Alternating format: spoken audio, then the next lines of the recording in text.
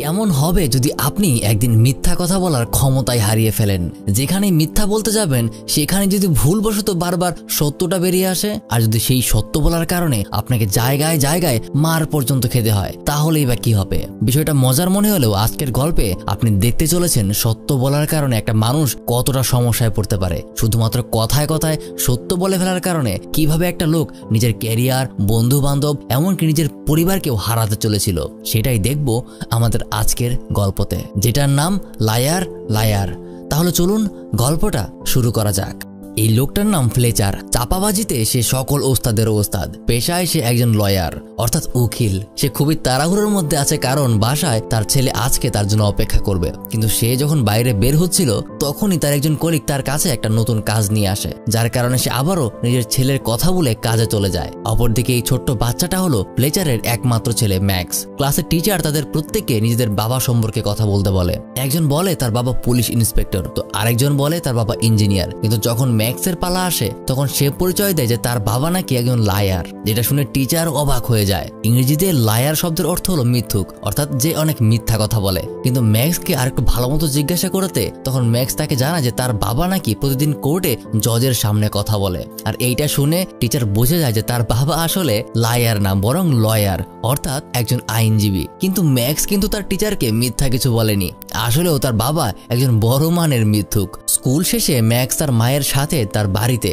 তার বাবার জন্য অপেক্ষা করছিল, কারণ তার বাবা তাকে কথা দিয়েছে সে তাকে আজকে রেসলিং দেখাতে নিয়ে যাবে। কিন্তু ফ্লেচার আজকেও লেট হয়ে গেছে, সে তার কথা রাখতে পারেনি। তবে কথা না রাখতে পারলেও সে কথা বানাতে জানে। এখানে আসার পর সে দুই একটা কথা বলেই তার পরিবারের মন জয় করে ফেলে। আগেই বলেছি সে মিথ্যা কথায় খুবই ভালো ওস্তাদ, কিন্তু এইভাবে উপরে উপরে এত মিল থাকলেও তার ওয়াইফ আর তার মধ্যকার একটা ঝামেলার কারণে তার আলাদা হয়ে গিয়েছিল। ফ্লেচার এখন তার ওয়াইফের সাথে থাকে না, অনেক আগেই তারা ডিভোর্স নিয়ে নিয়েছে। এখন শুধুমাত্র ছোট্ট ছেলেটার জন্য তার উপরে উপরে সম্পর্কে ভালো রেখেছে। তার এই ওয়াইফের নাম রিরি। বলতে বলতেই রিরির বর্তমান বয়ফ্রেন্ড চলে আসে। তার বয়ফ্রেন্ডকে দেখে ফ্লেচার উপরে উপরে অনেক হাসি খুশি থাকলেও ভেতর থেকে তার খুবই হিংসা হচ্ছিল। তার কথাবার্তা শেষ করে ফ্লেচার ম্যাক্সকে নিয়ে চলে যায় রেসলিং দেখতে। তখন রাস্তায় একটা ভিক্ষুক তার কাছে টাকা চায়, কিন্তু প্রতিদিনের মতো ফ্লেচার আজকেও বলে যে তার কাছে ভাঙতি নেই। আর এই ছোট ছোট বিষয়গুলো ভালো মতো মনে রাখবেন, কারণ সামনে এই ছোট বিষয়গুলোকে নিয়েই তাকে বিশাল ঝামেলায় পড়তে হবে। ফ্লেচার প্রথমে ম্যাক্সকে নিয়ে সোজা তার অফিসে চলে যায়, কারণ এখানে অল্প কিছু কাজ তার বাকি ছিল। সেগুলোকে শেষ করেই তারা একসাথে রেসলিং দেখতে যাবে। ভেতরে যাওয়ার পর সবার প্রথমেই ফ্লেচারের একটা কলিগের সাথে তার দেখা হয়, যে নিজের চুলগুলোকে এমন করে ডিজাইন করে রেখেছে যেটা দেখতে খুবই বিশ্রী লাগছে। কিন্তু সেটা ফ্লেচার মনের ভেতরে রেখে তার খুবই মিথ্যা প্রশংসা করতে শুরু করে যে তাকে নাকি দেখতে অনেক সুন্দর লাগছে। তারপর সেখান থেকে কিছুটা সামনে এগোতেই তার আরেক মোটা বন্ধুর সাথে দেখা হয়। সেখানেও ফ্লেচার তার মিথ্যা প্রশংসা করে যে মোটা হওয়াটাও নাকি একটা বিশাল পার্সোনালিটি, যেটা সে ধরে রেখেছে। তারপর তার সামনে আসে তার আরো একটা কলিগ, যে নিজে নাকের বড় একটা ফোড়া নিয়ে চলে এসেছে। তার নাকটা দেখে ফ্লেচার ভেতরে ভেতরে তাকে নিয়ে অনেক মন্দ বলছিল, কিন্তু সেটা প্রতিবারের মতোই সে ভেতরে রেখে দেয় এবং সামনে মিথ্যা মিথ্যা প্রশংসা করে। এরপর ফ্লেচার ম্যাক্সকে নিয়ে সোজা চলে যায় তার অ্যাসিস্ট্যান্টের কাছে। এই বৃদ্ধ মহিলাটাই তার অ্যাসিস্ট্যান্ট, তার নাম লুসি। তারপর কথাবার্তায় হঠাৎ ম্যাক্স যখন তাদের সামনে নিজের জন্মদিনের কথা তুলে ধরে তখনই ফ্লেচারের মাথায় হাত, কারণ সে নিজের ছেলের জন্মদিনের কথাই ভুলে গিয়েছে। তাই কোনো রকমে সে নিজের ছেলেকে তার অফিস রুমে পাঠিয়ে দেয় আর লুসিকে জিজ্ঞাসা করতে শুরু করে যে এখন সে কি করবে। কিন্তু লুসি তাকে রিল্যাক্স হতে বলে, কারণ সে জানতো যে ফ্লেচার আবারও তার ছেলের জন্মদিন ভুলে যাবে। সেই জন্যই সে আগে থেকেই তার ছেলের জন্য একটা গিফট রেডি করে রেখেছে। যাক, এইবারের জন্য ফ্লেচার বেঁচে গেল। তখনই ফ্লেচারের বস সেখানে চলে আসে, তার নাম মেরিন্ডা। ফ্লেচার নিজের বসের সাথেও বেশ ভালোই ফ্লার্ট করতে শুরু করে, আর এই কারণেই মূলত সবাই তাকে পছন্দ করে, কারণ সে খুব ভালো ভালো মিথ্যা প্রশংসা করতে পারে। কথাবার্তায়ও সে অনেক মিথ্যা কথা বলে। মেরিন্ডা তার জন্য রাতের একটা প্রস্তাব নিয়ে এসেছে। প্রথমে সে মনে করে হয়তোবা মেরিন্ডা তাকে ডেট করতে চায়, কিন্তু পরে সে বুঝতে পারে সে তার জন্য একটা কেস নিয়ে এসেছে। আজ রাতের মধ্যেই নাকি সেই কেস নিয়ে পুরো স্টাডি তাকে করতে হবে, যার কারণে সেখানে নিজের কাজ শেষ করে নিজের রুমে ফিরে আসার পর তার ছেলে ম্যাক্সকে সে বোঝায় যে তার কথা সে আজ রাখতে পারবে না, তাকে সে অন্য কোনো একদিন রেসলিং দেখাতে নিয়ে যাবে। সেজন্য ম্যাক্সের খুবই মন খারাপ হয়। এভাবেই কাজ করতে করতে তার সকাল হয়ে যায়। সকালে যখন ম্যাক্স তার বাবাকে খুঁজতে আসে তখন সে তার বাবাকে কাজ করতে দেখে। ঠিক তখনই ফ্লেচার তাকে জন্মদিনের উইশ করে আর বলে যে গতকাল রাতে নাকি তার পুরো গিফটের বক্স সে খেয়ে ফেলেছে। তার এই কথাবার্তাতে বোঝা যায় সে খুবই মজার মানুষ, কিন্তু তার একটাই দোষ, সে কখনোই নিজের কথা রাখতে পারে না, এমনকি কখনোই কাউকে সময়ও দিতে পারে না। যেমন গিফট হিসাবে বেসবল খেলার সরঞ্জামগুলি পেয়ে খুশি হলে যখন ম্যাক্স তার বাবাকে একসাথে খেলার কথা বলে, তখন তার বাবা বলে যে তার হাতে নাকি এখন সময় নেই, রাতের বেলা পার্টিতে একসাথে খেলবে, যার কারণে ম্যাক্সের আবারও মন খারাপ হয়ে যায়। কিছুক্ষণ পর ম্যাক্সের মা অর্থাৎ রিরি তার বয়ফ্রেন্ডকে নিয়ে ম্যাক্সকে রিসিভ করতে চলে আসে। এখানে দেখা যায় বাবা হয়ে ফ্লেচার তাকে গিফট দিয়ে যতটা খুশি করতে না পারলো, রিরির বয়ফ্রেন্ড ম্যাক্সের সাথে খেলবে এতেই যেন সে অনেক বেশি খুশি। ফ্লেচার তাদেরকে বিদায় জানিয়ে সেখান থেকে চলে যায় তার নিজের কাজে। সেখানে আজকে তার নতুন আরেকটা ক্লায়েন্টের সাথে পরিচয় হয়। এই মহিলাটা নিজের স্বামীর সাথে চিটিং করেছে, নিজের হাজবেন্ড থাকাতেও অন্য আরো 7-8টা ছেলের সাথে সময় কাটিয়েছে। কিন্তু এই মহিলার হাজবেন্ডের সাথে দুটো সন্তানও আছে। এখন তার হাজবেন্ড দুটো সন্তানকে তার কাছে রেখে দিতে চায় আর তার বিরুদ্ধে মামলা করেছে। এখন এই মহিলাটাও নিজের হাজবেন্ড থেকে আলাদা হতে চায়, কিন্তু এখানে যদি সে কোনো রকমে নিজের হাজবেন্ডের দোষ দেখাতে পারে তাহলে সে একটা মোটা অঙ্কের টাকা পাবে, না হলে কিছুই পাবে না। যেন সে কোনো রকমে দোষটা হাজবেন্ডের ঘাড়ে ফেলে দেয়। মহিলাটা প্রথম কোনো উকিলের উপরই ভরসা করতে পারছিল না, কিন্তু এই প্রথম ফ্লেচারের কথায় সে এতটাই আত্মবিশ্বাসী হয়ে ওঠে যে সে কনফার্ম করে দেয়। আর ফ্লেচারের বস মেরিন্ডা নিজেও তার প্রতি ইমপ্রেস হয় আর তার সাথে ঘনিষ্ঠ হতে শুরু করে। অপরদিকে বাড়িতে ম্যাক্সের জন্মদিনের পার্টির আয়োজন করা হয়, কিন্তু এখনো ফ্লেচারের কোনো খবর নেই। তখন রিরির বর্তমানে বয়ফ্রেন্ড তাকে মানাতে শুরু করে। আসলে আজকে থেকে কিছুদিন আগেও রিরির বয়ফ্রেন্ড তাকে একটা ডিনারে নিয়ে গিয়েছিল আর সেখানে এসে তাকে বিয়ের প্রপোজ করেছিল, কিন্তু সেদিন রিরি কিছুই বলেনি। তাই আজকে তাকে আবারও জিজ্ঞাসা করছে কেন সে এখনো ফ্লেচারের জন্য চিন্তা করে। সে কখনোই তাকে সময় দিতে পারেনি আর কখনোই সে তার প্রতি লয়ালও ছিল না, কেন সে তাকে ভুলে যাচ্ছে না। তখনই রিরি জানায় শুধুমাত্র তার ছেলের জন্য।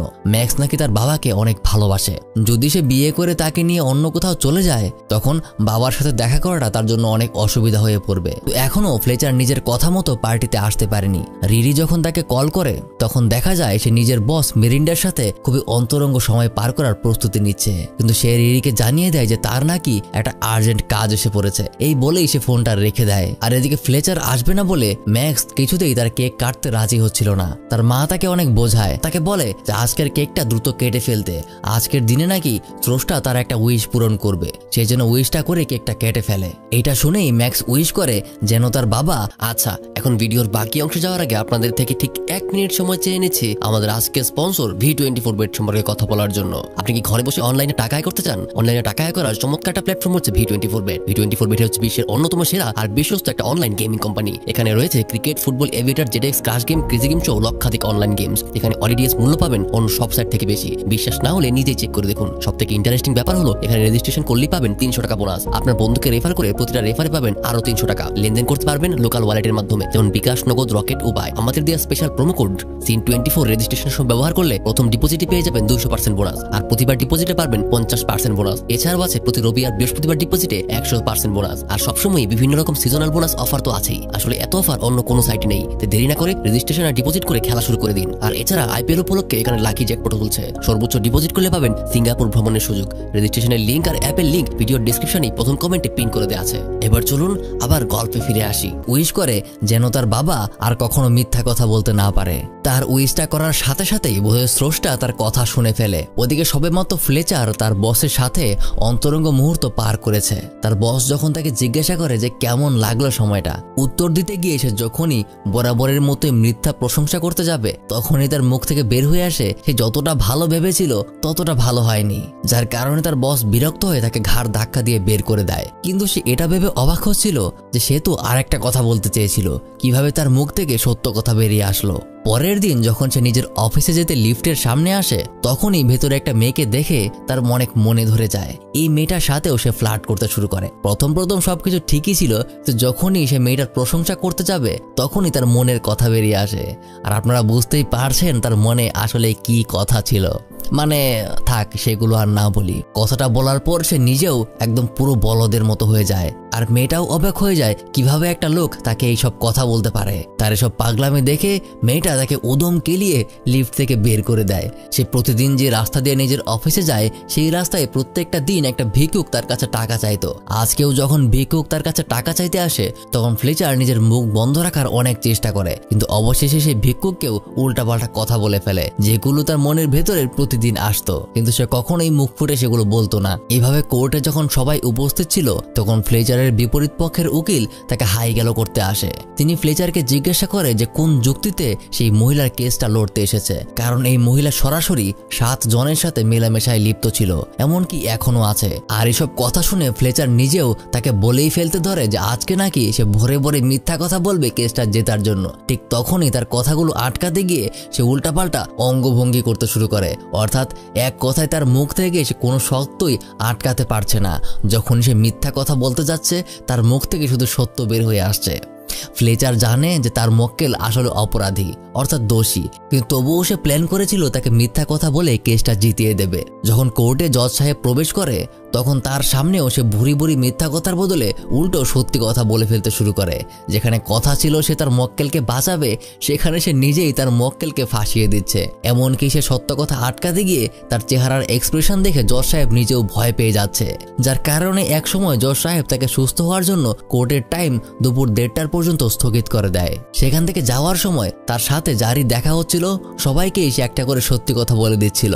যেমনটা মুভির শুরুতে দেখানো, তার এই বান্দর মাথাওয়ালা চুলের কলিগকে সে বান্দরনি বলে, আর মোটা বন্ধুটাকে সে ভুরিওয়ালা মোটকো বলে অপমান করে, আর এই নাকে ফোড়াওয়ালা কলিগটাকেও সে ডাইরেক্ট নাক কাটা গন্ডার বলে চলে যায়। এমনকি সে নিজের রুমে বসে তার প্রাক্তন ওয়াইফ রিরিকে কল করে, তাকেও সে উল্টাপাল্টা সত্য কথা বলে দিচ্ছে যে সে নাকি গত রাতে নিজের বসের সাথেই অন্তরঙ্গ হয়েছিল। সে নাকি আজকে আসতে পারবে না, কারণ তার একটা অদ্ভুত সমস্যার কারণে কোর্টের টাইম পিছিয়ে দেওয়া হয়েছে, যেটা তার ওয়াইফ মোটেও বিশ্বাস করে না, কারণ রিরি তাকে শুরু থেকেই চেনে। সে নিঃশ্বাসে নিঃশ্বাসে মিথ্যা কথা বলে। আজকের কথা না রাখতে পারার কারণে তার ওয়াইফ এবার এতটাই বিরক্ত হয়ে গেছে যে সরাসরি তাকে বলে দেয় যে সে নাকি সামনেই তার বয়ফ্রেন্ডকে বিয়ে করে শহর ছেড়ে চলে যাবে।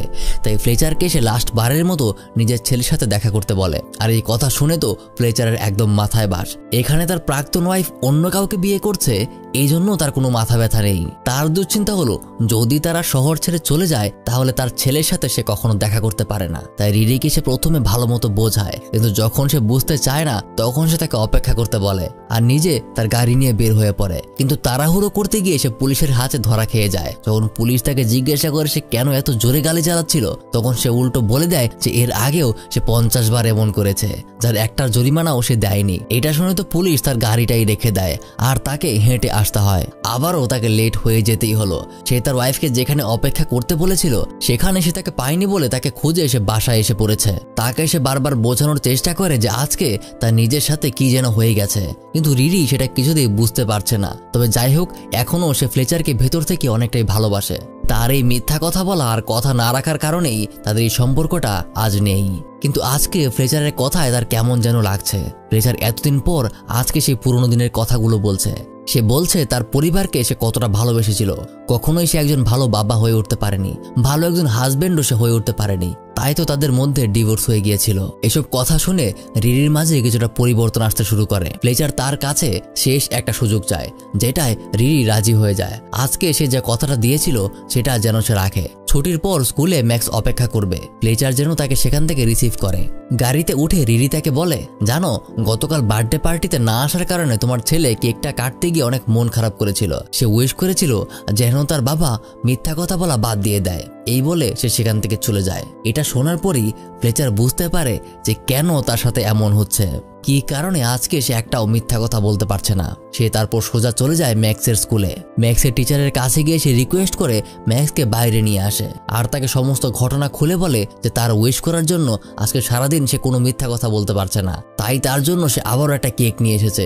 এবার জন্য সে উইশ করে যেন তার বাবা মিথ্যা কথা বলতে পারে। কিন্তু ম্যাক্স কিছুতেই বুঝতে পারে না যে কেন একটা মানুষের মিথ্যা কথা বলা দরকার। সে সত্য বলছে, এটাই তো ভালো কথা, কিন্তু তবুও ফ্লেচার ম্যাক্সকে বারবার রিকোয়েস্ট করতে থাকে, যার কারণে ম্যাক্স তার কথা মতো আবারও উইশ করে। কিন্তু যখন ফ্লেচার সেটা টেস্ট করতে চায় তখন দেখা যায় এবারের উইশটা কোনো কাজে আসেনি। তার মুখ থেকে এখনো সত্য কথাই বের হচ্ছে। তখন ম্যাক্স তাকে জানায় যখন সে মিথ্যা কথা বন্ধ করার উইশ করেছিল সেটা সে একদম মন থেকে করেছিল, কিন্তু এটা এখন সে মন থেকে করতে পারছে না। তাই ম্যাক্স তাকে সরি বলে সেখান থেকে চলে যায়। এখন ফ্লেচারের তেমন কিছুই করার রইল না। সে আবারও তার অফিসে ফিরে আসে।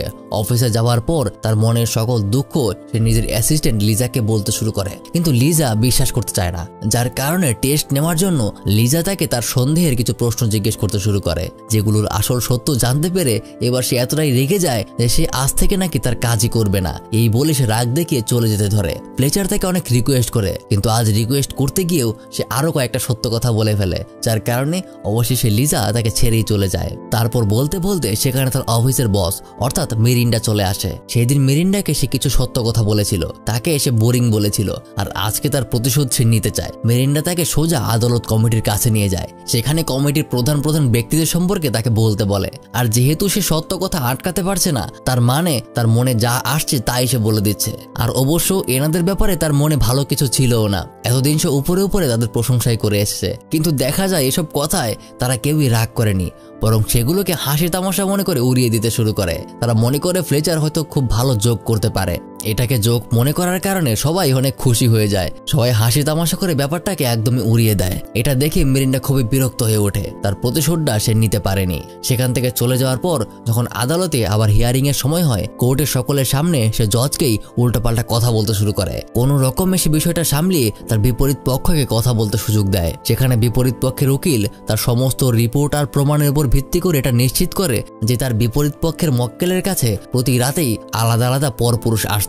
এমনকি তার হাজবেন্ড এক সুযোগে সেখানে একটা রেকর্ডারও অন করে রেখেছিল, যেটা যখন আদালতে প্লে করা হয় সেখানকার রেকর্ডিং শুনে বোঝাই যায় যে অপরিচিত ব্যক্তিদের সাথে অভিযুক্ত মহিলা নিয়মিত ইন্টিমেট হতো। এটা শোনার পর জজ যখন ফ্লেচারকে বিষয়টা নিয়ে জিজ্ঞাসা করে তখন সে কিছুই বলতে পারে না, কারণ তার মুখ থেকে সত্য কথা বের হয়ে আসবে। যার কারণে আদালতের কাছে সে টয়লেটে যাওয়ার অনুমতি নিয়ে টয়লেটে চলে যায়। আর সেখানে গিয়ে সে পাগলের মতো করতে শুরু করে। সে নিজে নিজেই ওখান থেকে ওখানে ঝাঁপিয়ে পড়তে শুরু করে যেন সে কিছুটা আহত হয়। সে প্ল্যান করছিল এভাবে আহত হওয়ার পরে হয়তো আদালত থেকে সে আরো কিছুটা সময় পাবে।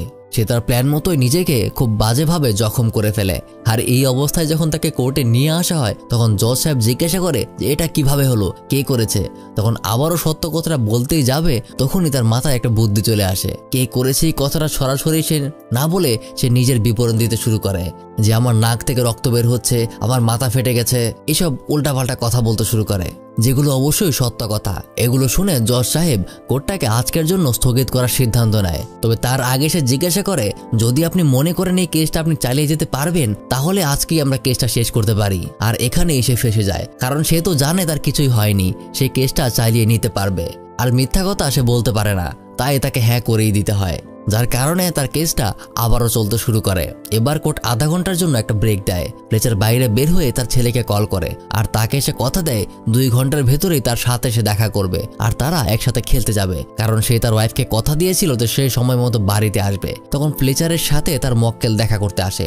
মহিলাটা নিজের বয়ফ্রেন্ডকে নিয়ে এসেছে। তাকে মিথ্যা সাক্ষী দেওয়ানোর জন্য ফ্লেচার নিজেই তাকে বলেছিল, কিন্তু এখন যখন সে তাকে শিখিয়ে দিতে চেষ্টা করে তখন তার মুখ থেকে কোনো কথাই বের হচ্ছে না, কারণ নিজে যদি সে মিথ্যা কথা বলতে না পারে তাহলে অন্য কাউকে সে মিথ্যা কথা বলতে শেখাতে পারবে না। তার মুখ থেকে একটা কথাও বের হচ্ছে না। সময় মতো আধা ঘন্টা পার হলে ভেতরে আবারও কোর্টে সবাই উপস্থিত হয়। সেখানে বিপরীত পক্ষের উকিল নিজের কথাবার্তা শেষ করার পর যখন ফ্লেচারকে সুযোগ দেওয়া হয় তখন ফ্লেচার সাক্ষীকে আদালতে হাজির করতে পারলেও তাকে নিয়ম অনুযায়ী কোনো প্রশ্ন করতে পারে না। সে যতবার তাকে মিথ্যা প্রশ্ন জিজ্ঞাসা করতে যায় ততবারই সে পাগলের মতো করতে শুরু করে। সে বুঝতে পারছে না কিভাবে প্ল্যানিং অনুযায়ী সবকিছু হবে। আর এরকম আবল তাবল উল্টাপাল্টা কথা জিজ্ঞেস করতে করতে এক সময় তার মক্কেলের বয়ফ্রেন্ড রেগে গিয়ে সত্য কথা বলে ফেলে যে রাতে নাকি সে এসেছিল আর তার সাথে ইন্টিমেট হয়েছিল, যার কারণে এখানে সবকিছুই ক্লিয়ার হয়ে যায়। জজ সাহেব এখন রায় দিয়ে দেবে। ঠিক তখনই সেখানে তার মক্কেলের সাথে ঝামেলা করতে গিয়ে হঠাৎই ফ্লেচারের মাথায় একটা বুদ্ধি চলে আসে। সে খেয়াল করে তার মক্কেলের বার্থ সার্টিফিকেট এবং ড্রাইভিং লাইসেন্সের জন্ম তারিখ আলাদা আলাদা। তখনই সে জিজ্ঞাসাবাদ করার পরে বুঝতে পারে যে এখানে কিছু একটা ঘাপলা আছে। জজ সাহেবকে সে রিকোয়েস্ট করে তাকে একটু সময় দেওয়ার জন্য। তখন তার মক্কেলকে যখন কোর্টে তুলে সে জিজ্ঞাসা করে তখনই বের হয়ে আসে সত্য কথা যে সে নাকি বিয়ে করার জন্য জন্ম নিবন্ধনের একটা জাল কপি তৈরি করেছিল, যেখানে তার বয়সটা বাড়িয়ে দেওয়া হয়েছিল। অর্থাৎ আইনি ব্যবস্থা অনুযায়ী নাবালিকা অবস্থায় তার বিয়ে হয়েছিল, যার কারণে এই বিয়েটাই আইনগতভাবে কোনো স্বীকৃত বিয়ে নয়। আর এতে করে হাজবেন্ডের সাথে তার আইনি কোনো সম্পর্ক নেই, অর্থাৎ তার হাজবেন্ডের এতে হস্তক্ষেপ করার কোনো অধিকারই নেই। যেহেতু আইনগত তাদের বিয়েটাই হয়নি তাই হাজবেন্ডের কোনো অধিকারই নেই তার ব্যক্তিগত জীবনে হস্তক্ষেপ করার, কারণ আইনগতভাবে তো সে তার হাজবেন্ডই না। আর এই কথাটা শোনার পর কোর্টের হাতে আর কিছুই করার থাকে না। তার কথায়ও যুক্তি আছে, এমনকি লিগালিও প্রমাণ হয়ে গেছে, যার কারণে অবিশ্বাস্য রকম ভাবেই একদম শেষ মুহূর্তে সত্য কথা বলেই সে তার কেসটা জিতে ফেলে। কিন্তু সে তো জানতো যে এই মক্কেল একজন ভালো মহিলা না, সে তার হাজবেন্ডের সাথে আসলেই চিটিং করেছে। এমনকি তার 2 বাচ্চাও তার মায়ের থেকে তার বাবাকে বেশি ভালোবাসে। তারা তাদের মায়ের সাথে থাকতে চায় না, কিন্তু এখানে জোর করে তাদেরকে তার মায়ের কাছেই পাঠিয়ে দেওয়া হচ্ছে, কারণ এখানে আসল অপরাধী বানানো হচ্ছে বাবাকে, আর যেখানে বাবা ভালো মানুষ। এই বিষয়টা ভাবতে ভাবতেই ফ্লেচারের মনে ব্যাপারটা খুব বাজেভাবে আঘাত করে, কারণ তার মনে পড়ে যায় তার নিজের ছেলের কথা। এটা ভেবে সে কিছুতেই নিজের মনকে মানাতে পারছে না। সে কখনোই ছোট ছোট 2টা বাচ্চাকে এভাবে কষ্ট পেতে দেখতে পারবে না। তাই সে আবার জজ সাহেবের কাছে অনুরোধ করতে শুরু করে যেন তাকে আরেকটু সময় দেওয়া হয়, কিন্তু জজ সাহেবের কথা এখানে আর কিছুই করার নেই, যার কারণে একটা সময় ফ্লেচারের মাথা গরম হয়ে যায়। সে এমনিতেও আজকে সারাদিন অনেক ভোগান্তি পার করেছে, কিন্তু অবশেষে যখন সে বুঝতে পেরেছে যে মিথ্যা কখনোই কোনো কিছুর কল্যাণ করতে পারে না, তাই এবার জজ সাহেব মানছে না দেখে তার সাথে সে বেয়াদবি করতে শুরু করে, যার কারণে তাকে ভরা আদালতে এরকম বেয়াদবির জন্য ধরে নিয়ে যাওয়া হয়। ভেতরে গিয়ে সে তার প্রাক্তন স্ত্রীকে কল করে, তাকে সে বোঝাতে শুরু করে, বিশ্বাস করো আমাকে পুলিশে ধরে নিয়ে যাচ্ছে, আমি এখন আসতে পারছি না, তুমি দয়া করে $1000 ফাইন দিয়ে আমাকে মুক্ত করো। কিন্তু রিরি আর তাকে বিশ্বাস করতে চায় না। এতকাল সে তাকে মিথ্যা কথা বলেছে, ভাবছে যে এখনো হয়তো মিথ্যা কথাই বলছে, আসতে পারেনি বলে এমন একটা বাহানা দিচ্ছে, যার কারণে শেষ বিদায় জানিয়ে সে তাকে ব্যঙ্গ করতে শুরু করে। এসব কথা বলতে বলতেই ফ্লেচারের সময় শেষ হয়ে যায় আর তাকে ভেতরে টেনে নিয়ে যাওয়া হয়। তারপরেই তার অ্যাসিস্ট্যান্ট তাকে মুক্ত করতে আসে। তারই এক কলিগ নাকি তাকে কল করেছিল যে ফ্লেচার সত্য কথা বলে বিপদে পড়ে গেছে, তাই সে তাকে সাহায্য করার জন্য এগিয়ে এসেছে। ফ্লেচার তাকে ধন্যবাদ জানায়, কিন্তু সে এখানে বসে থাকতে পারবে না, তার ওয়াইফকে বোঝাতে হবে। তাই সে সোজা গাড়ি নিয়ে চলে যায় এয়ারপোর্টে। সেখানে তাকে ভেতরে ঢুকতে দেওয়া হবে না, এটা তার জানা ছিল, কিন্তু তবুও সে জিজ্ঞাসাবাদ করে জানতে পারে যে ফ্লাইট নাকি ইতিমধ্যে ছেড়ে দেওয়ার প্রস্তুতি নিচ্ছে। কিন্তু সে তো বসে থাকবে না, সে নিজেকে একটা লাগেজ বানিয়ে এয়ারপোর্টের ভেতরে ঢুকে পড়ে। সেখানে এসে সোজা রানওয়েতে পৌঁছে যায় আর দেখতে পায় প্লেন ছেড়ে দিয়েছে, কিন্তু তাকে কিছু একটা করতেই হবে। তাই সে সোজা প্লেনে ওঠার যে সিঁড়ি, সেই সিঁড়িটাকে চুরি করে নিয়ে চলে যায় চলন্ত প্লেনের দিকে। শুরুর দিকে এসব প্লেনের গতি অনেকটাই কম থাকে, তাই একটা সময় নাগালও পেয়ে যায়। একে একে প্রত্যেকটা জানালায় সে নিজের ওয়াইফ আর ছেলেকে খুঁজতে শুরু করে। আর এদিকে ভেতরে রিরি নিজেও কেমন যেন এখান থেকে চলে যেতে চাইছে না, কিন্তু তবুও নিজের জেদের কারণেই তাকে চলে যেতে হচ্ছে। তার বয়ফ্রেন্ড যখন তাকে আই লাভ ইউ বলে, তখন সে শুধুমাত্র তাকে থ্যাংক ইউ বলে, আই লাভ ইউ টু তাকে বলে না। অর্থাৎ বোঝা যায় তার মধ্যে ফ্লেচারের প্রতি এখনো একটা টান আছে। শুধুমাত্র তার ব্যবহারের কারণে বিরক্ত হয়ে সে তার কাছ থেকে দূরে চলে যেতে চাইছে। কিন্তু তার বয়ফ্রেন্ড যখন হঠাৎ জানালা দিয়ে তাকায়, তখনই সে ফ্লেচারকে দেখে। বাকিরাও এটা দেখে খুবই অবাক হয়ে যায়। তারা মনে করে হয়তোবা সে বিদায় জানাতে এসেছে, কিন্তু সে তো আসল বিদায় জানাতে আসেনি, সে তাদেরকে আটকাতে এসেছে।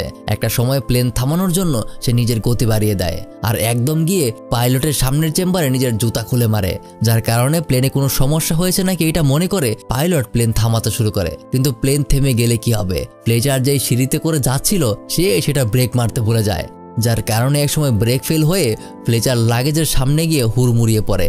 রাতের বেলায় পুলিশ এসে জিজ্ঞাসাবাদ করে জানতে পারে যে সে নাকি মানসিকভাবে কিছুটা ভারসাম্যহীন, কারণ আজকে সারাদিন সে পাগলের মতো ব্যবহার করেছে। সেখানে কিছুক্ষণের মধ্যেই রিরি আর ম্যাক্সও চলে আসে, আর সাথে তার বয়ফ্রেন্ড। কিন্তু আজই প্রথম ফ্লেচার নিজের মন থেকে কথা বলছে যে তাদেরকে কতটা ভালোবাসে, সেটা সে তাদেরকে আবারও জানায়। আজকে সে সারাদিন কোনো একটা মিথ্যা কথাও বলতে পারেনি। ম্যাক্সের উইশ পূরণ হয়েছে। সে তাদেরকে সরাসরি বলে পৃথিবীর সবকিছু থেকে সে তাদের দুজনকে অনেক ভালোবাসে। এই কথাগুলি শুনে রিরি নিজের ডিসিশন পরিবর্তন করতে শুরু করে। এমনকি ম্যাক্স নিজেও তার মাকে বোঝায় যে সে মিথ্যা কথা আর বলতে পারে না, কারণ তার উইশ পূরণ হয়ে গেছে। অবশেষে ম্যাক্স তার মাকে জিজ্ঞাসা করে আমাদের কি শহর ছেড়ে চলে যেতেই হবে এখন? ঠিক তখনই রিরির বয়ফ্রেন্ড এগিয়ে আসে আর জানায় না বাবা, তোমাদের যেতে হবে না। অর্থাৎ সে নিজে থেকেই তার পরিবারকে আবার মিলিয়ে দেয়। আর মাঝখান দিয়ে ফ্লেচার বুঝতে পেরেছে যে সত্যের জোর কতটা। তারপর একটা বছর পার হয়ে যায়, তারা আবারও সুখে শান্তিতে থাকতে শুরু করে। মাঝখান দিয়ে ফ্লেচার আবারও মিথ্যা কথা বলতে শুরু করেছিল, কিন্তু সেটা শুধুমাত্র অনেক বেশি দরকার হলে। সে এখন নিজের পরিবারকে সময় দিতে পারে, এমনকি সবকিছুর ভারসাম্য রেখেই চলে। অর্থাৎ তারা পুনরায় একটা হ্যাপি ফ্যামিলিতে পরিণত হয়েছে। আর এখানেই শেষ হয়ে যায় আজকের সিনেমার গল্প। আসলেও মিথ্যা এমন একটা জিনিস যেটা আপনাকে সাময়িকভাবে বাঁচাতে পারবে। হয়তোবা একটা মিথ্যা কথা বলার কারণে আপনার সামনের মানুষটা অনেক ইমপ্রেস হবে, অনেক খুশি হবে, কিন্তু যার শুরুটাই মিথ্যা কথা দিয়ে সেটা কখনোই টিকে থাকে না। যাই হোক, এমন আরেকটা মজার ভিডিও দেখার জন্য ডান পাশের এই ভিডিওটাতে ক্লিক করতে পারেন। দেখা হবে পরের ভিডিওতে।